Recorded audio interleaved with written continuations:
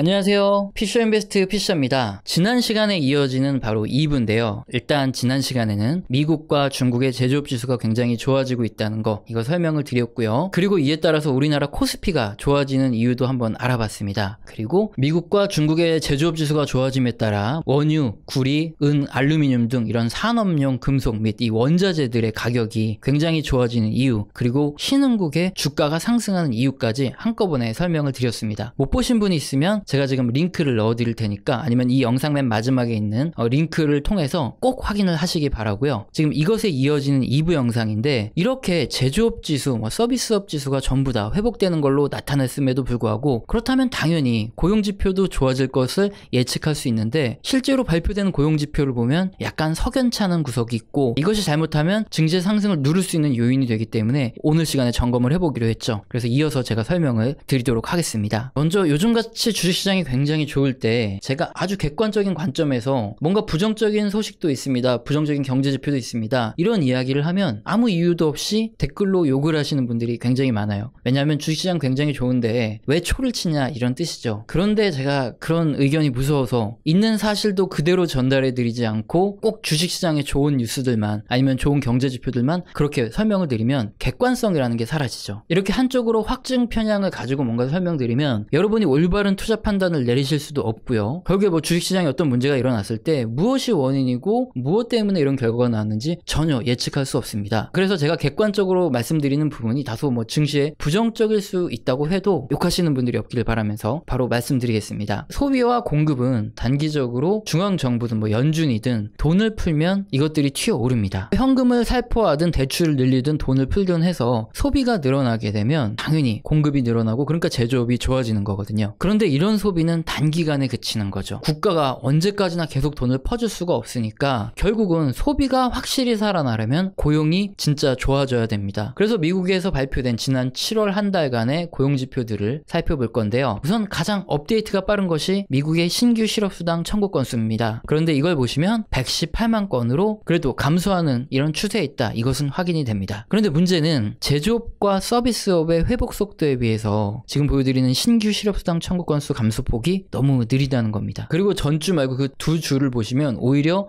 신규 실업수당 청구 건수가 증가하기도 했거든요. 확실히 감소를 해야 하는 신규 실업수당 청구 건수가 왜 이렇게 더디게 하락하는지, 이 원인에 대해서 미국의 모니카 경제학 교수의 인터뷰 내용을 보면, 지금 기사 내용을 보여드리고 있는데요. 최근까지 일자리가 급증한 것은 코로나로 인한 일시 해고에서 복귀를 한 것이고, 여전히 미국의 일자리는 너무 더디게 회복되고 있기 때문에 만약에 코로나 재확산 문제가 빠르게 회복되지 못하면 하반기에는 다시 실업자가 증가할 것이다, 몇 달 후에는 실업자가 다시 증가할 가능성이 있다, 이렇게 보고 있습니다. 이 말은 또 역으로 보면 정부가 지금 돈을 풀어서 소비를 더욱 개선시키려고 할 것이 아니라 실업자 문제를 좀 더 빠르게 개선하는 노력을 기울여야 한다, 이런 말이기도 하죠. 그래서 이건 조금 이따 설명드릴 현재 미국의 민주당과 공화당이 지금 합의에 도달하지 못하고 진통을 겪고 있는 이런 문제와 연관되고, 이걸 조금 이따 설명을 드릴 거고요. 그리고 또 고용지표를 한번 보면 지난 8월 7일에 발표된 비농업 부분의 미국 신규 고용자 지표도 176만 명으로 증가를 하긴 했지만 제조업 회복 속도에 비해서는 더디게 회복되고 있는 상황입니다. 그러면 6월달보다 7월달 회복 속도가 확실히 빠르다면 좋겠지만 그렇지 않은 거죠. 그래서 미국의 실업률은 지금 10.2%로 아직 한 자릿수에는 넘어오지 못하고 있는 이런 상황입니다. 이렇게 미국의 고용지표 회복세가 더뎌지면서 부정적인 이야기들이 몇 가지 나오고 있는데, 우리가 이것을 한번 객관적으로 알아봐야 되겠죠. 가장 먼저 공화당과 민주당이 추가 부행책 이 합의에서 계속 합의에 도달하지 못하고 충돌을 하고 있습니다. 바로 지금까지 살펴본 고용지표들이 너무 느리게 회복되는 이 문제 때문이거든요. 이게 언발의 오줌 넣기죠. 그래서 정부가 예산을 계속 투입하는 방식으로 일시적으로 경기만 부양하려고 하면 당장은 오를지 모르겠지만 결국 미국 재정만 부실해지고 실질적인 고용을 통한 확실한 부양은 되지 않는다는 거죠. 그래서 당장의 경기 둔화는 어쩔 수 없더라도 구직 활동을 유도할 수 있도록 꼭 임금을 계속 보전해주거나 이런 방법이 아닌 다른 방법의 지원책을 내놓자, 이런 아니고요. 어쨌든 이 돈을 푸는 문제는 표심이 달려있기 때문에 결국에는 합의가 될 수밖에 없는 문제이겠지만, 당장의 고용을 회복시키는 이런 방법 대신에 자꾸 돈만 지급하는 건 오히려 고용 속도를 느리게 하는 이런 효과가 있으니까 이건 좀 주의를 해야 되겠죠. 두 번째 부정적인 뉴스는 미국의 중소기업 및 대기업 등이 있는데, 이 중소기업에서는 이미 미국 정부의 대출 자금, 그러니까 돈을 빌렸던 자금들이 바닥이 나고 있고 대기업들 역시 코로나로 인한 경기 침체에 대한 회복이 계속 늦어지는 것에 대비해서 급여 삭감을 진행하고 있다. 이런 뉴스 기사입니다. 우선 미국의 중소기업이 대출을 받았는데 이게 바닥이 나게 되면 추가 대출을 해야 되고요. 그러면 임금은 당연히 줄이는 긴축에 들어가고 추가로 고용을 늘리기는 더욱 어려워지겠죠. 대기업도 마찬가지입니다. 역시나 위기에서 살아남아야 기업이 유지가 되기 때문에 급여를 삭감하고 있는 건데요. 자, 이렇게 되면 정부가 재정을 투입해서 뭐 소비가 늘어나고 생산이 늘어나고 이런 건 단기간에 벌어질 수 있겠지만 실질적인 고용이 오히려 감소하거나 늘어나지 못하는 이런 상황이 반복될 경우에는 이제 정부 재정을 끊는 상황이 오면 그때는 단기적인 경제 충격을 피할 수 없는 이런 문제도 나타날 수 있겠죠. 그래서 결론을 드리면요. 일단 이전 영상에서 설명드린 대로 미국의 제조업 및 서비스업 지표와 소비 지표들은 상당히 빠르게 코로나 이전 수준으로 회복을 하고 있습니다. 반면 미국의 고용은 분명히 회복 중이긴 하지만 제조업의 회복과 함께 회복되어야 하는 고용은 제조업의 회복 속도 대비해서 따라가지 못하게 회복을 하고 있습니다. 이에 따라서 정부의 재정 투입으로 일시적으로 소비가 증가했고 그리고 생산이 증가했다 이렇게 볼 수는 있으나 지금처럼 고용이 빠르게 회복되지 않으면 미국의 재정 투입이 끝남과 동시에 소비가 급감할 수 있고 이에 따라서 단기적으로 경제 충격이 올 수밖에 없는 거죠. 이 문제 때문에 현재 정치권에서 미국의 민주당과 공화당이 대립을 하고 있고요. 특히 일선에 있는 미국의 중소기업, 대기업 등에서도 경기가 쉽사리 회복되지 못하는 이런 상황 때문에 고용을 줄이거나 임금을 삭감하거나 아니면 신규 고용을 빠르게 늘리지 못하는 이런 상황에서 경제 지표들이 그대로 반영된 것 아니냐 이런 얘기가 나오고 있습니다. 이런 문제는 지난 2001년의 9.11 사태 이후와 비교를 해볼 수 있는데요. 9.11 사태 이후 정부가 거의 무제한적인 돈풀기를 했고요. 그에 따라서 소비와 제조업이 일시적으로 반등을 했습니다. 그러나 역시 그 당시에도 고용이 회복되지 못했고요. 정부가 돈을 아무리 풀었어도 주식시장은 급등했다가 다시 급락을 했고요. 결국 고용이 회복되는 2003년까지 증시는 계속 하락을 했고 2004년부터 증시가 다시 회복을 할 수 있었습니다. 물론 2001년 당시에는 IT 버블 이후 경기가 둔화되는 이런 상황이었기 때문에 어쩔 수 없었다 치더라도 어쨌든 2001년 이 과거를 되돌아봤을 때 고용이 무조건 회복되지 않으면 일시적인 재정 투입 이후에는 충격이 올 수밖에 없는 것이 사실이고 고용이 회복되는데 길게는 2년 가까이가 소모될 수가 있다는 거죠. 그렇기 때문에 앞서서 설명드린 대로 아무리 지금 모두가 열광을 하는 시기라도 비중은 주식형 자산 60과 채권형 자산 40입니다. 그리고 이 비율을 계속 유지하는 게 아니라 경제 지표에 따라서 이 비율을 유지를 하고 셰넌의 도깨비라고 하는 리밸런싱을 통해서 저점 매수와 고점 매도의 효과를 이용해서 계속 수익률을 누적해 가는데요. 주식 60과 채권형 40%의 비중은 지난 영상에서 제가 한번 설명을 드렸지만 포트폴리오의 유지 기술입니다. 장기간 투자 성과를 봤을 때 주식과 채권의 비중을 이렇게 뭐 6대4 정도로 이렇게 조절해서 계속 리밸런싱을 하면 결국에 장기적으로 봤을 때 수익률은 별 차이가 안 나는 대신에 주식시장이 급락할 때 그 반 또는 그 3분의 1 정도만 손실을 보고 넘길 수 있었다는 거죠. 그래서 안정성을 굉장히 크게 높일 수 있는 이런 포트폴리오인데요. 이 부분도 제가 지금 설명을 드려야 되는데 오늘은 일단 경제 지표를 보면서 긍정적인 부분, 부정적인 부분을 좀 설명을 드리는 게 핵심이었기 때문에 셰넌의 도깨비 이 부분은 제가 다음 기회에 다음 영상에서 포트폴리오 구성과 함께 자세히 더 설명을 드리도록 하겠습니다. 오늘 영상도 마음에 드셨다면 구독과 좋아요는 꼭 눌러주시고요. 지속적으로 시청 부탁드립니다. 감사합니다.